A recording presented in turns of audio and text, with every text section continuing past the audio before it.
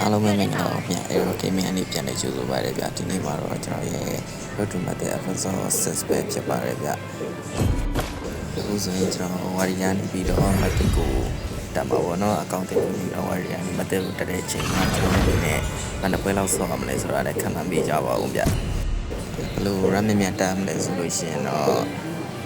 Hero Game များမကြည့်ပဲနဲ့တာဝါပဲဒီကထားချွေတော့ RAM မြန်တက်ပါတယ်ဗျာဒါမှမဟုတ်ပဲနဲ့ကိုယ်တိုင်က Hero Game များလုပ်ချင်တယ်ဆိုလို့ရှိရင်တော့ Hero Game များရပြီးတော့ RAM နိုင်တာတွေပါဖြစ်တတ်တယ်ဗျာအဲ့တော့ Hero Game ကိုတိတ်ပြီးကြီးမဆိုင်ပဲနဲ့ RAM သာနိုင်နေတယ်ဆိုလို့ရှိရင်တော့တာဝါမြန်ချိုးဖို့ပဲအကြံပေးချင်ပါတယ်ဗျာ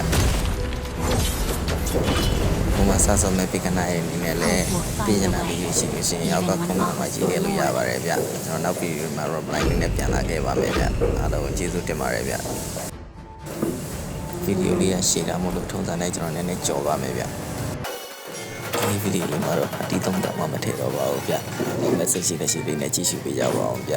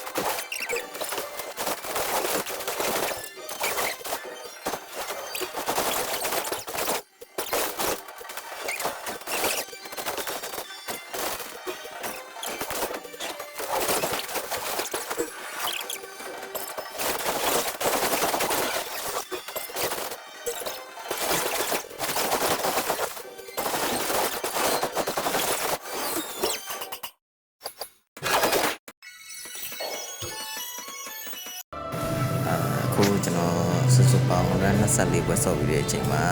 ကျွန်တော်က Grandmaster 3ကျအပြည့်ရပါပြီဗျ